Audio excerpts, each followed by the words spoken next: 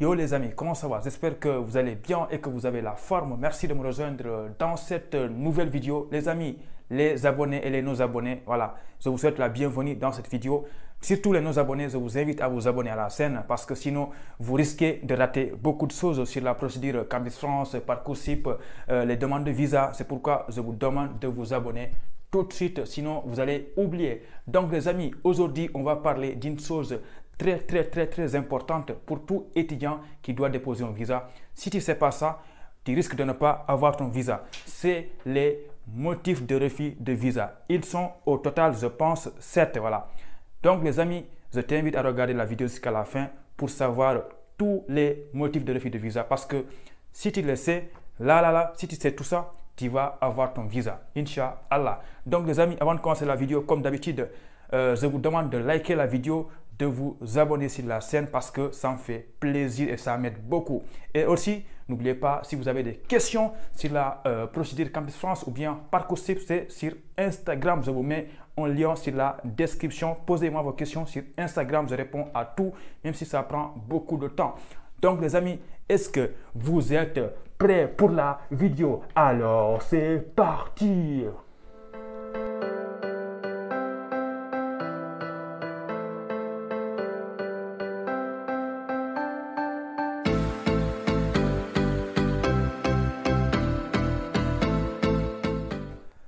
Donc les amis, je suis super content de vous retrouver aujourd'hui pour une nouvelle vidéo.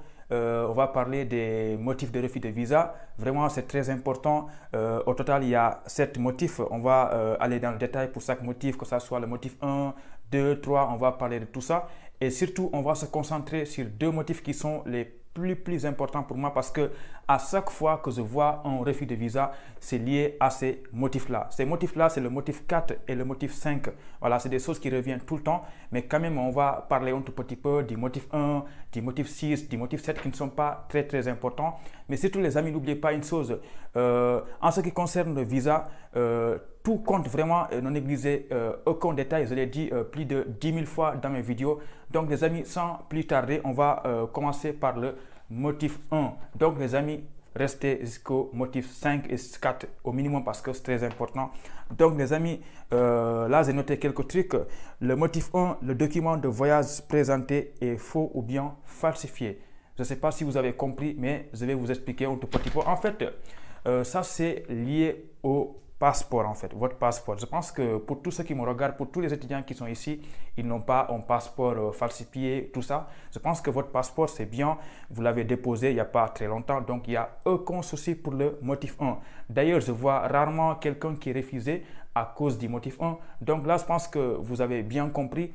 Le motif 1, c'est lié à votre passeport. Si vous avez un faux passeport ou bien un passeport falsifié, là, c'est synonyme de refus de visa. Je ne sais pas exactement comment ça va se passer pour cette année à cause de la crise sanitaire liée au Covid-19 parce qu'il y a eu beaucoup d'étudiants qui n'ont pas pu déposer leur passeport. Mais normalement, retenez ça, le motif 1, c'est lié à votre passeport. Sans plus tarder, on va passer au motif 2 qui est aussi très important.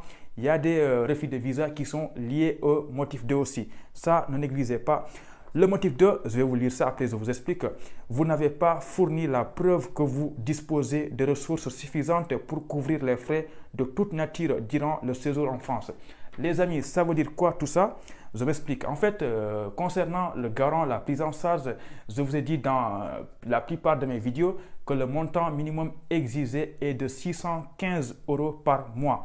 Donc, si vous êtes étudiant et que vous allez déposer votre visa avec un montant de 315 € par mois ou bien de 400 € par mois, donc là, vous n'avez pas respecté le montant minimum exigé qui est de 615 €.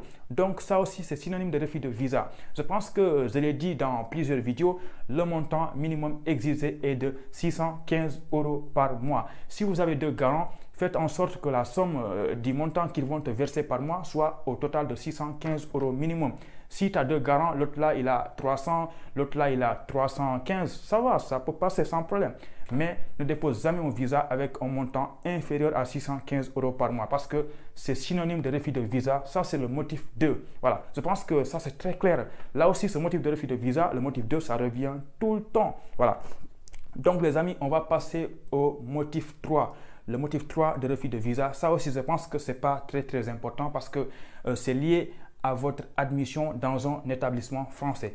Donc, si vous déposez un visa alors que votre admission dans un établissement français n'est pas claire, n'est pas vérifiée, voilà, ou bien il y a eu des doutes sur votre acceptation, là aussi c'est synonyme de refus de visa. Mais je pense que toutes les personnes qui sont abonnés à cette chaîne, ils ont une acceptation sur Campus France ou bien sur Parcoursup. Là aussi, je profite pour conseiller à tous les étudiants qui sont acceptés sur Parcoursup de bien vouloir faire l'inscription administrative. Comme ça, si vous déposez votre visa, vous êtes sûr à 100% que vous êtes accepté et que vous avez fait l'inscription administrative parce que ça peut être un synonyme de refus de visa. Donc, les amis, je pense que vous avez compris le motif 3 aussi. On va passer à un motif très important, le motif 4. Le motif 4, en fait, c'est surtout lié à votre projet d'études. Le motif 4, c'est un motif de refus de visa qui est très large. Il y a eu beaucoup de candidats qui ne comprennent pas exactement de quoi il s'agit, mais on va expliquer un tout petit peu. Je vais donner un exemple pour que vous compreniez beaucoup plus. Disons par exemple que quelqu'un qui a eu son baccalauréat en 2016 et lui, il a eu son baccalauréat en 2016 et il reste 2 années sans étudier. Genre, il n'a pas étudié en 2017, il n'a pas étudié en 2018. Donc lui, il vient en 2019, il commence à étudier à l'université. Donc il est resté 2 ans sans étudier. Et lui, il va déposer un visa. Donc là, évidemment que l'ambassade, ils vont penser que lui, il n'a pas de projet d'études. Ou bien quelqu'un qui fait géographie au Sénégal et qui veut aller faire mathématiques en France. Tout ça, c'est lié au motif 4. Ils vont te refuser le visa parce qu'ils vont penser que toi, tu veux aller en France pour ne pas étudier. Une fois en France, tu vas complètement abandonner tes études. Voilà, c'est le motif 4. Je pense que j'ai bien expliqué ce motif 4. C'est surtout lié à votre projet d'études. Voilà, les amis, donc on va passer au motif 5, le motif le plus important qui revient tout le temps. Moi, j'ai beaucoup d'amis qui ont été refusés par le visa. C'est lié à ce motif 5 là. Donc, les amis, faites très attention à ce motif 5. Ça revient tout le temps. Je pense que vous-même, je ne vous le souhaite pas, mais il y aura des candidats qui sont ici sur la scène et qui vont avoir le motif 5 comme motif de refus de visa. Je vous le dis pour que vous vous prépariez. Voilà, préparez-vous. Voilà, vraiment, les amis, le motif 5, c'est surtout si vos informations communiquées sur la prise en charge ou bien sur le logement ne sont pas complets ou bien sont faux, tout ça. Je ne sais pas si vous avez compris. C'est surtout lié à votre garant et votre logement. Je vous donne un exemple pour que vous compreniez ça. Disons que les candidats, certains candidats, avant de déposer un visa, ils ont acheté des documents de prise en charge ou bien de logement qui sont faux. Donc, si vous déposez un visa avec ça, c'est synonyme de refus de visa. Ou bien, si vous fournissez des documents de votre garant ou bien de vos logements qui ne sont pas complets, par exemple, vous avez donné le titre de séjour de la personne qui vous héberge et vous avez donné aussi, je ne sais pas, ses factures, mais vous ne donnez pas l'attestation de prise en charge. Donc là, ils vont considérer que votre dossier est incomplet et ils vont vous refuser le visa.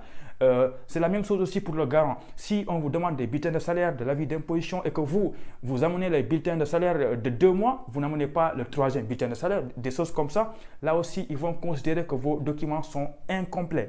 Donc, les amis, je pense que ça, c'est très clair. Ça, c'est le motif 5 de refus de visa. Je pense qu'il n'y a pas besoin de vous le dire à 10 000 fois. Vous avez compris. Donc, vraiment, respectez ça. Tous vos documents, ne négligez rien du tout parce que le motif 5, ça revient tout le temps. Voilà. Donc, les amis, on va passer aux motifs 6 et 7 qui ne sont pas très importants pour vous parce que le motif 6, si vous avez déjà été en France et qu'on vous interdit d'y retourner, là, si vous déposez un visa, évidemment, ils ne vont pas vous laisser aller en France parce que vous êtes interdit d'aller en France dans le territoire français.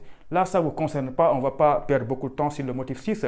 Donc, les amis, retenez ça, le motif 6, c'est si on vous a interdit d'aller en France et que vous voulez déposer un visa. Donc là, évidemment, l'ambassade ne va pas vous laisser aller en France parce qu'on vous a interdit d'aller là-bas. Voilà, ça ne vous concerne pas.